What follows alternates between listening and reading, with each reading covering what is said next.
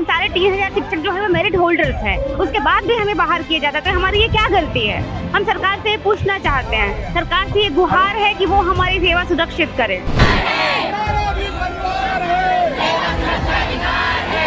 हमारी मांग है कि हमें समायोजित किया जाए मैम।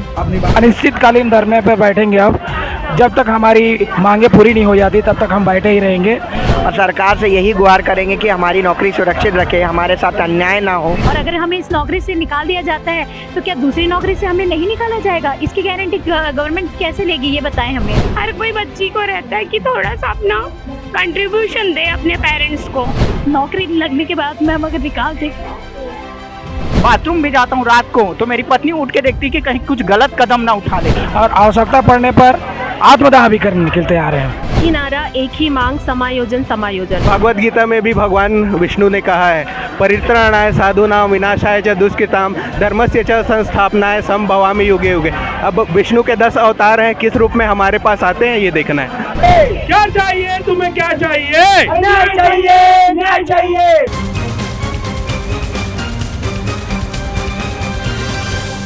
छत्तीसगढ़ बीएड डिग्री धारक सहायक शिक्षकों की नौकरी पर तलवार लटक रहा है। हाईकोर्ट के एक आदेश के बाद राज्य सरकार कभी भी इनकी नौकरी को रद्द कर सकता है, जिसके बाद ये अपनी नौकरी को बचाने के लिए लगातार प्रयास कर रहे हैं, संघर्ष कर रहे हैं और राज्य सरकार से मांग कर रहे हैं कि इनकी नौकरी को सुरक्षित। नमस्कार, आप सभी का स्वागत है न्यूज पर। मैं और मेरी मौजूदगी इस वक्त राजधानी रायपुर गेट 2 का धरना स्थल पर है। आप मेरे पीछे देख सकते हैं कि जो बीएड डिग्री धारक है वो अपनी मांगों को लेकर यहाँ पर धरना प्रदर्शन कर रहे हैं, अपनी मांगों को लेकर शायद सरकार से गुहार लगा रहे हैं। तो चलिए इन्हीं से जानते हैं कि इनकी आखिर मांग क्या है और क्यों वो यहाँ पे धरना प्रदर्शन कर रहे हैं। जी सर, आपका नाम? सागर अवधिया। क्या मांगे हैं आपकी सरकार से? हम लोग सब बीएड धारी शिक्षक हैं।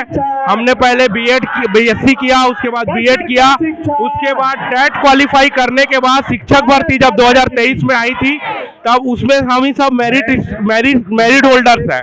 उसके बाद शासन द्वारा जो विज्ञापन निकाला गया था और जो शासन छत्तीसगढ़ राज्य पत्र में जो प्रकाशित था उसमें भी बीएड डीएड दोनों एलिजिबल थे।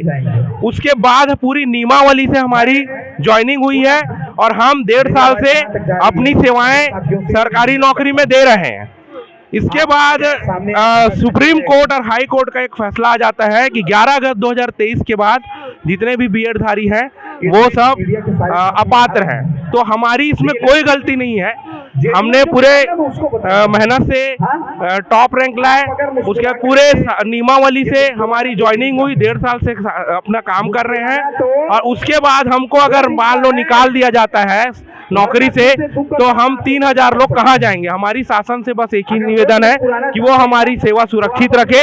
माननीय नरेंद्र व्यास जी ने भी कहा था, जो छत्तीसगढ़ के जज हैं, उन्होंने भी पिछले हीयरिंग में कहा था कि किसी को नौकरी से निकालना समस्या का कोई समाधान नहीं है, इनका भी समायोजन किया जा सकता है। ये सब बीएड धारी शिक्षक हैं और ग्रेजुएशन है, कोई मास्टर डिग्री भी लिए हुए हैं, इनका समायोजन किया जाए किसी दूसरे पद पे।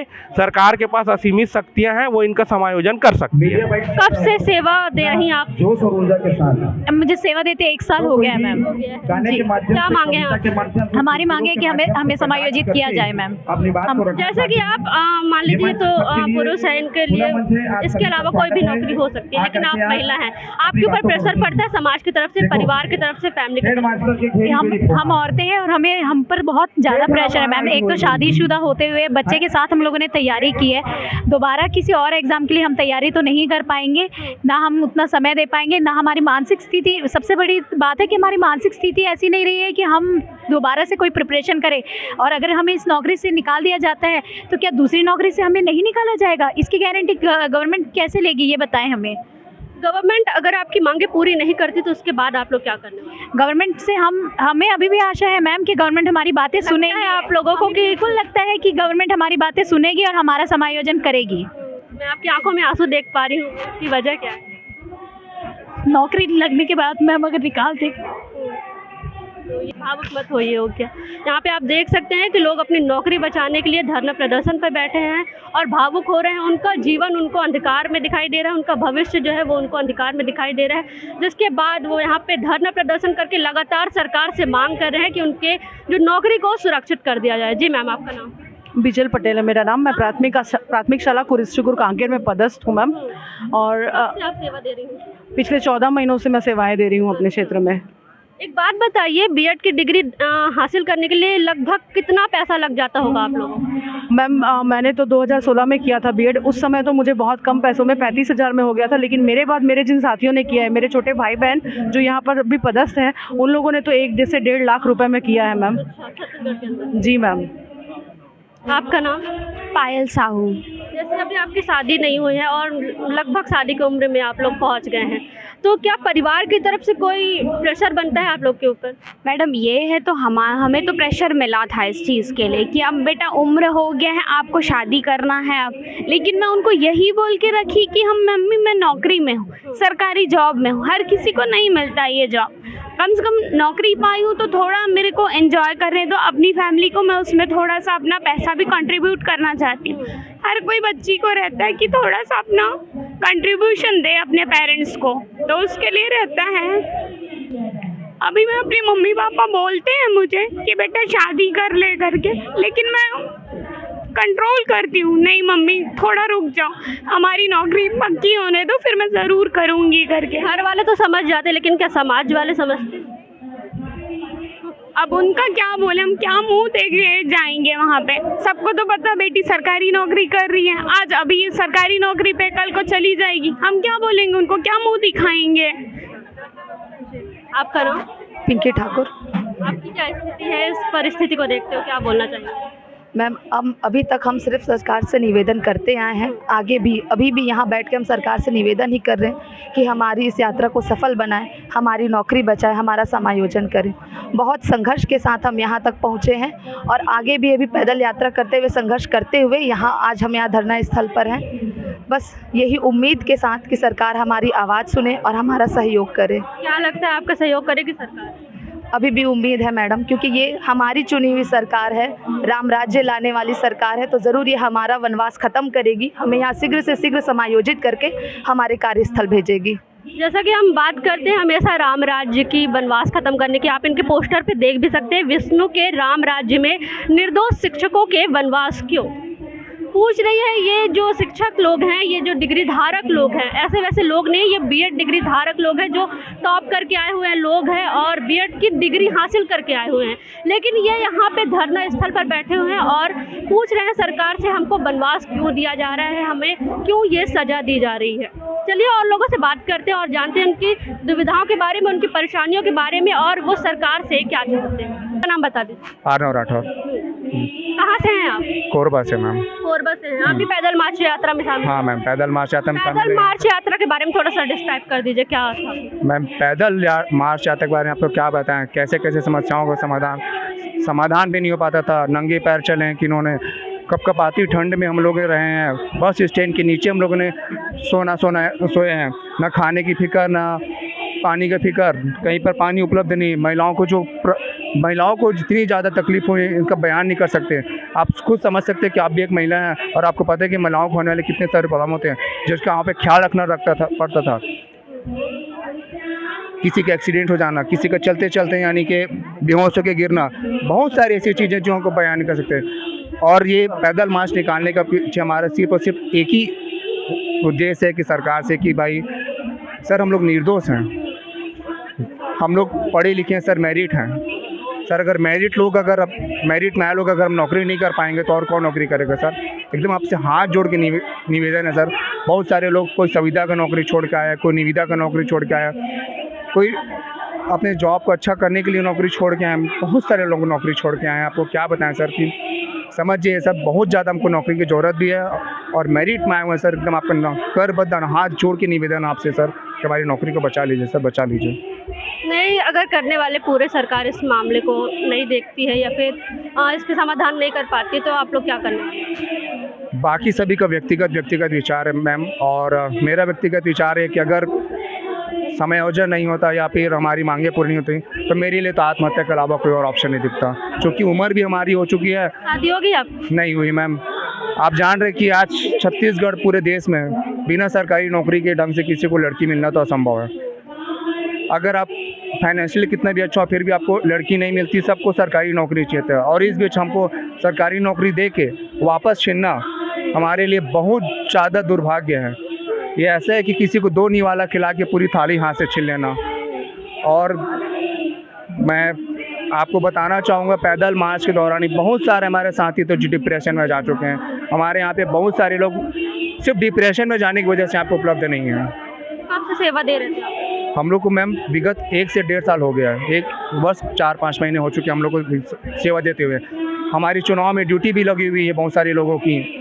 क्या बताएं, अब कैसे बताएं और क्या करें, सरकार समझ। कोई अभी तक मिलने आया है आप लोगों से जब से आप लोग धरना प्रदर्शन कर रहे हैं, या इससे पहले भी आप लोगों ने किया होगा कुछ भी धरना प्रदर्शन या सरकार से मांग की होगी, तो उस टाइम पे किसी ने कुछ आश्वासन या आपसे मिलने हुए आए? अभी आश्वासन के बारे में बस यही बताना चाहूँगा कि सांसद में माननीय विधायक धर्मजीत सिंह ने हमारी बातें रखी है, प्रश्नकाल के दौरान प्रश्न किया है।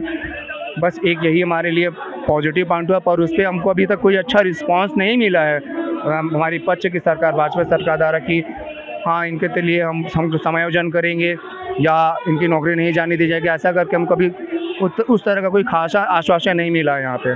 बाकी सभी अधिकारी पदाधिकारी यहाँ पे आ रहे हैं, हमको आश्वासन दे रहे हैं। और मैं फिर से विष्णुदेव सरकार से हाथ जोड़ के निवेदन करूँगा, सर हमारी नौकरी को बचा लीजिए, सर बचा लीजिए। ये थे कोरबा से एक शिक्षकधारी, बीएड शिक्षकधारी, जो बोल रहे हैं कि अगर सरकार हमारी मांगे पूरी नहीं करती तो ये इनके पास एक आखिरी ऑप्शन बचता है, वो भी आत्महत्या का। लोग इतने परेशान हो गए हैं हाईकोर्ट के इस आदेश के बाद कि वो आत्महत्या करने तक के लिए तैयार हो गए हैं। हमारे साथ एक और साथी जुड़ रहे हैं और बता रहे हैं कि उनकी अपनी स्थिति के बारे में बात करना चाहते हैं, तो चलिए उनसे बात। जी मैडम, मेरा नाम कृष्ण कुमार साहू है।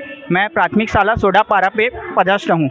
आज मैं जो भी पद में हूँ, मेरी शादी हुई है, शादी हो चुकी है? मेरी शादी हुई है। इसी नौकरी के बदौलत मुझे लड़की मिली है। आज मेरे पास इतना, अच्छा, मतलब सरकारी नौकरी को देखते हुए लड़की के परिवार वालों ने आपको शादी हुआ है जी।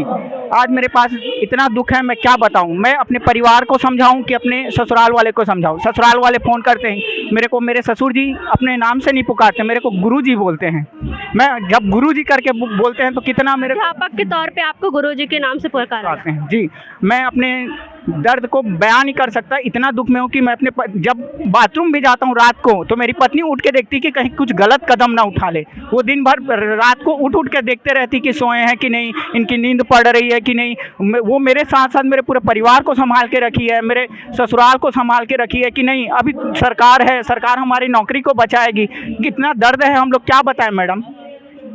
व्यथा इतना ही कि हम लोग सिर्फ सरकार से मांग कर सकते हैं कि हमारी सेवा को समायोजन के रूप में सुरक्षित करे। विष्णुदेव सरकार से हमारी यही प्रार्थना है, सुशासन की सरकार है, हम यही निवेदन करते हैं कि हमारी जॉब को कहीं ना कहीं समायोजित करके सुरक्षित करें। यहाँ पे लोग जो हैं मतलब बीएड डिग्री धारक, उनके साथ साथ उनके परिवार वाले भी डरे हुए हैं, उनके परिवार वालों पे भी असर पड़ रहा है। तो चलिए यहाँ पे और लोग हैं बीएड डिग्री धारक जो हैं यहाँ पे बैठे हुए हैं धरना प्रदर्शन पे, उनसे बातचीत करते हैं और जानते हैं उनके मांग के बारे में। जी, आपका नाम? मेरा नाम चारू वर्मा है और मैं नरहरपुर ब्लॉक कांकेर से आई हूँ। मेरा पोस्टिंग वहीं है। अच्छा, कब से कर रहे हैं आप यहाँ पे सेवा दे रहे हैं? हमको 1 साल से अधिक का समय हो गया है। हाँ। कितने की संख्या में आप लोग यहाँ पे पहुँचे हैं? लगभग 1000 होंगे हम लोग सब। हाँ, 1000 से ज़्यादा ही होंगे। क्या मांगे आपने, क्या लिखा है इसमें नारे में, आप बताएंगे? एक ही नारा, एक ही मांग, समायोजन समायोजन। समायोजन का मतलब? समायोजन का मतलब ये है कि हम अभी सहायक शिक्षक के पद पर पदस्थ हैं, लेकिन सुप्रीम कोर्ट का जो फैसला आया है कि हम जो बीएड धारी सहायक शिक्षक है वो अपने पोस्ट पे नहीं रह सकते। तो हमारी मांग सरकार से ये है कि हमें कहीं ना कहीं समायोजित कर दिया जाए, क्योंकि शिक्षा विभाग में बहुत सारे पोस्ट हैं और हम सब उस पोस्ट के लिए एलिजिबल भी हैं। हाँ। क्राइटेरिया क्या क्या रखी गई है? क्राइटेरिया हम लोग का बीएड हो गया है, तो एक तो लैब टेक्नीशियन का पोस्ट खाली है, उसमें हम लोग को समायोजित किया जा सकता है। नए पद सृजित करके हमारे लिए है ना नए अध्यादेश ला के हमें समायोजित किया जा सकता है। हम मेरिट होल्डर्स टीचर हैं। हमने जो है वो 3 लाख लोगों ने जो है वो एक परीक्षा दी है, छत्तीसगढ़ शिक्षक भर्ती की परीक्षा। उसमें से हम 3000 लोग जो है वो चुन कर आए हैं मैम, और हमें जो है वो एक कोर्ट के एक आदेश के बेस पे हमें बाहर कर दिया जाता है। तो ये तो हमारे साथ अन्याय है। हमने छत्तीसगढ़ का राजपत्र देख के परीक्षा दी। उस राजपत्र में क्लियर लिखा था मैम कि डीएड और बीएड दोनों ही सहायक शिक्षक के पद के लिए एलिजिबल हैं। तो हम तो एलिजिबल थे, हमने वही देख के परीक्षा दी। हमने जो है वो हम मेरिट पे आए हैं मैम। हम सारे 3000 शिक्षक जो है वो मेरिट होल्डर्स हैं, उसके बाद भी हमें बाहर किया जाता है। तो हमारी ये क्या गलती है? हम सरकार से पूछना चाहते हैं, सरकार से ये गुहार है कि वो हमारी सेवा सुरक्षित करे। सभी जो शिक्षक है उनका सिर्फ एक ही नारा है, एक ही मांग है कि उनकी जो नौकरी को सुरक्षित कर दिया जाए, उनकी नौकरी को उनके हाथ में वापस दे दिया जाए। आप यहाँ पे देख सकते हैं, यहाँ पे लिखा हुआ है नौकरी हमारी साधना है, समायोजन की प्रार्थना है। समायोजन का मतलब है कि इसके अलावा जो इससे निकाला जा रहा है, इसके अलावा और भी वहाँ पे पद होते हैं, उस पे इनको निर्धारित कर दिया जाए, वहाँ पे इनको नौकरी दिया जाए। जी मैम, आपका नाम? मेरा नाम पूजा शर्मा है, मैं चारामा में पोस्टेड हूँ। अगर हम सहायक शिक्षकों को इस पद से निकाल दिया जाता है, इस नौकरी से निकाल दिया जाता है, तो पूरे समाज में हमारा क्या रह जाएगा? हमारे पूरे परिवार में, समाज में ये हो गया है कि हमारी नौकरी लग गई है। अब इसके बाद हम किस मुंह से वापस घर जाएंगे? और आपसे सेवा दे रही हैं हम लोग को 14 महीने हो गए हैं सेवा देते हुए, लेकिन हम इस 14 महीनों में हमने पूरे तन मन धन से अच्छे से बच्चों को पढ़ाया, नवोदय में सिलेक्शन कराया, पूरी जिम्मेदारी के साथ हमने अपनी सेवा दी है। इसके बावजूद भी हमें ये दिन देखना पड़ रहा है। और अब घर वापस जाएंगे तो हम किस मुंह से जाएंगे?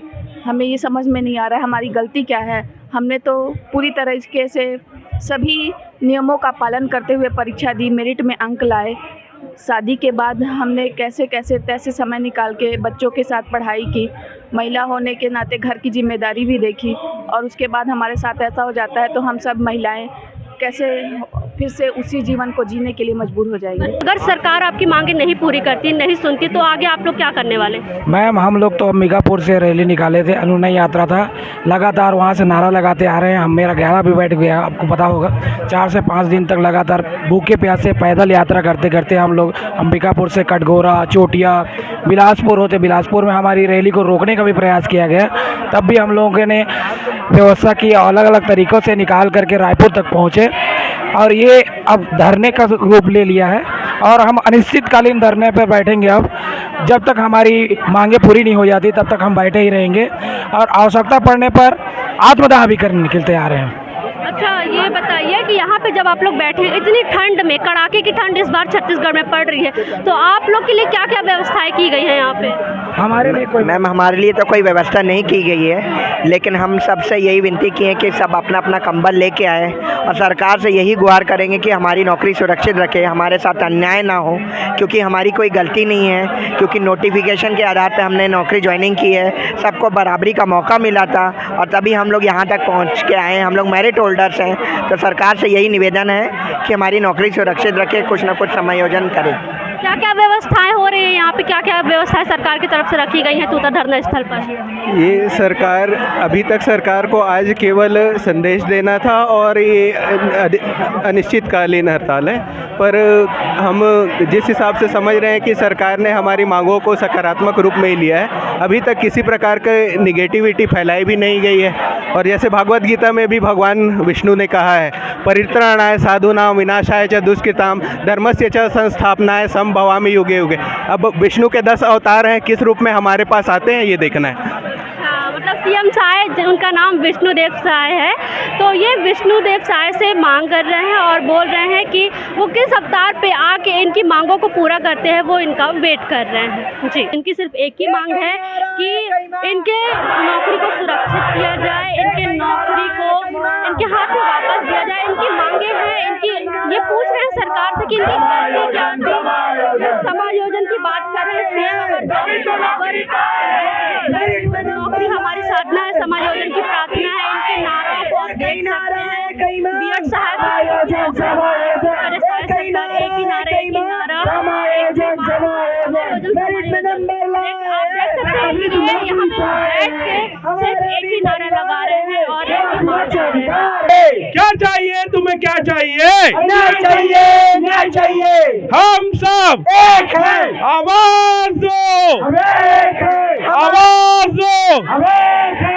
हमारा भी परिवार है, सेवा सुरक्षा अधिकार है, हमारा भी परिवार है, सेवा सुरक्षा अधिकार है। एक ही नारा, एक ही मांग, समायोजन, समायोजन। एक ही ऐसे फिर जोरदार तरीके से नारा लगा रहे हैं। तो अब देखना ये होगा कि क्या शायद सरकार इनकी मांगों को पूरा करती, क्योंकि ये हाई कोर्ट के एक आदेश के बाद परेशान है। इनको भविष्य अपना जीवन जो है अंधकार में दिखाई दे रहा है। ये सब सरकार की एक आस पूरी करने की आस में बैठे हुए हैं। तो देखते हैं क्या होता है आगे सरकार के नियम के बाद, सरकार के आदेश के बाद। कैमरामैन सतीश के साथ मैं रागनी, एडिटर जी न्यूज़ रायपुर।